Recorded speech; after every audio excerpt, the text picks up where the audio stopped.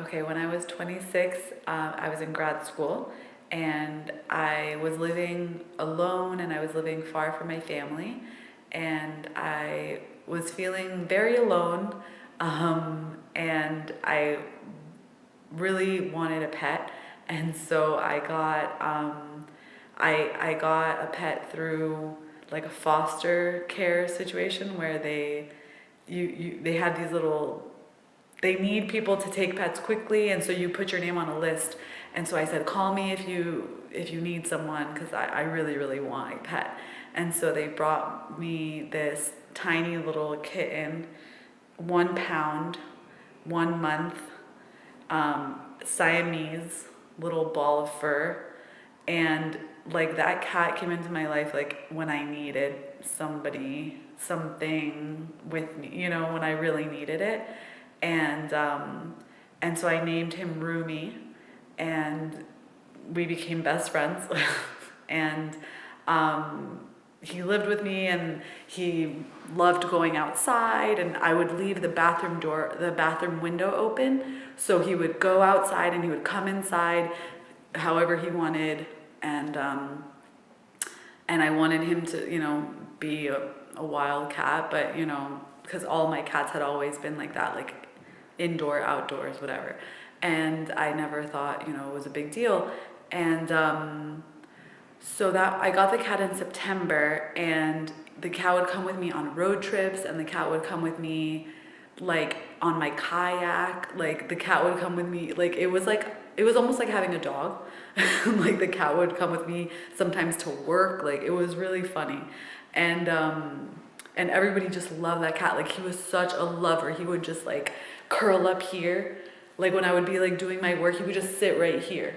Or he would just, like he was just such a lover, and like it was so sweet. And then so I finished the year of school, and then the summer came, and it was June, and I had a neighbor who also had a cat, and our cats were friends.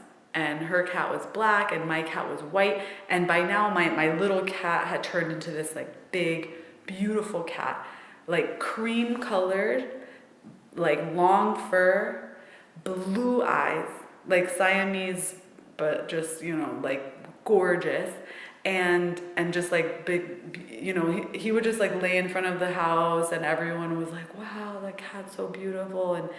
And so I went out of town for the weekend, and I went camping. And then while I was camping, my friend, she's like, oh, I'm gonna go check my phone because we don't have service like in the middle of the forest. And so I'm like, okay, I'll go with you, because she's like, I need to tell my boyfriend like that I got here and stuff. And I said, okay, I'll go with you, and I guess like I'll check my phone. And we go to the side of the road, down the road, and I turn on my phone, and all of a sudden I'm getting like messages. And my mom is like crying, my sister's calling me, leaving me messages like, call me back. And I'm like, what the hell is happening? And so I call my mom, and she tells me that something happened to my cat. And the cat had a chip, like a chip that they can scan the chip to know like who does this cat belong to. And I had my phone number on the chip, and I had my mom's phone number on the chip. So they couldn't reach me because my phone was off. So they reached my mom, and nobody could reach me, like I was camping. And so I find out, where's my cat? Like I find out that the cat's like in this animal hospital. And so I called them, and they told me that the cat had been hit by a car. And like I just remember being on the side of the road, and like just, I was in the middle of nowhere, and I was just like on the side of the road, like just like crying, and I was so upset. But then I was like with my friends, and I don't even, and what's so weird is that I had actually dreamt about my cat the night before. That we had been camping, and I had dreamt about the cat. and I was like, and I thought about, and I woke up in the middle of the night and I was like, wow, I'm so grateful for that cat. Like, that cat has like changed my life. Like, and then the next day I get this call. And so I leave my friends and I just drive back home, and I'm driving for like 4 hours, just like crying. I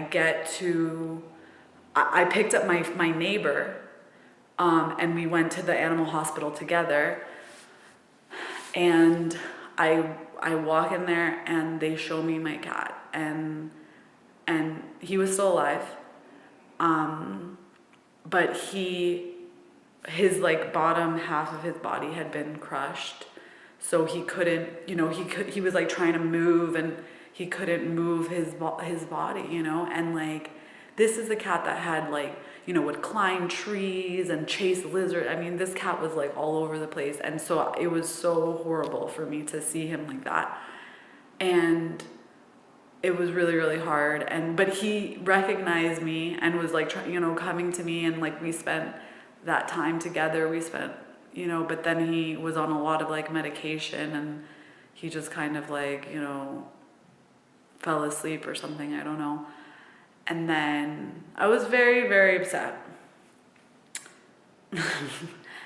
And then in the middle of the night, they called me again, like at 6 a.m, and they told me that the cat had died. And so I went there and I picked up the cat in the box, and I brought the cat to my house, and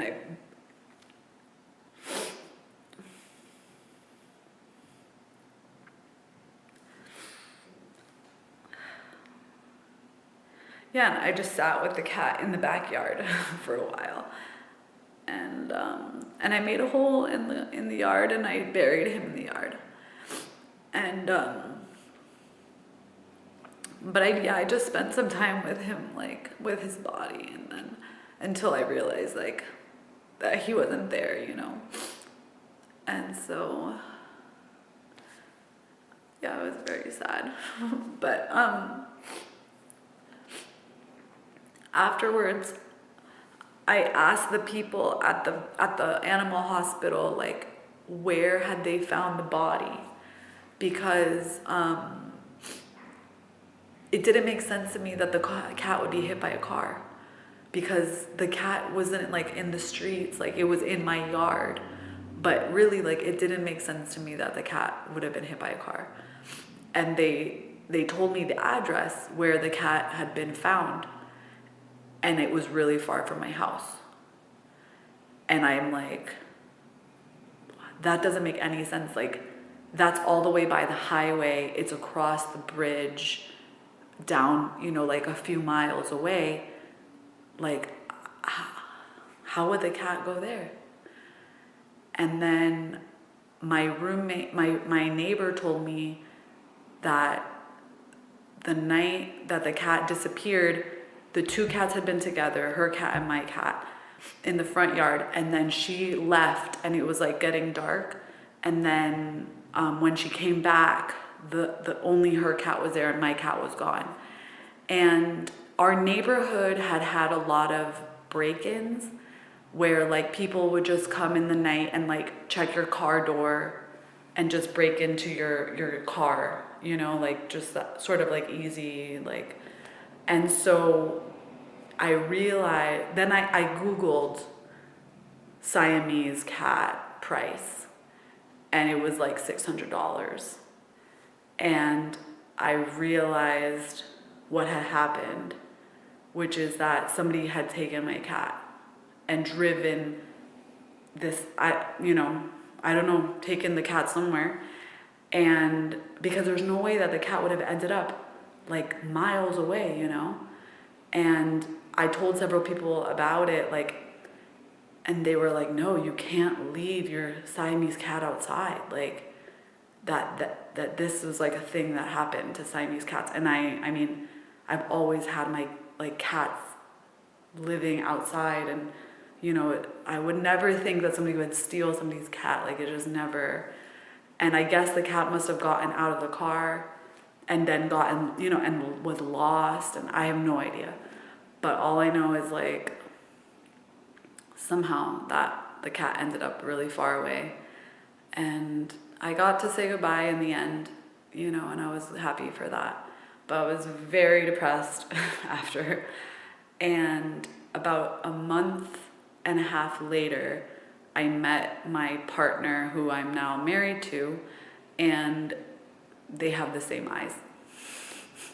So I sort of feel like, and they have the same, like, you know, something like, when my cat died, I felt like something good is going to happen, because this is like so hard that I can't like, this is like just so mean, like it's like so unfair, like, you know. And but I kind of felt like something else is coming, like something else is coming.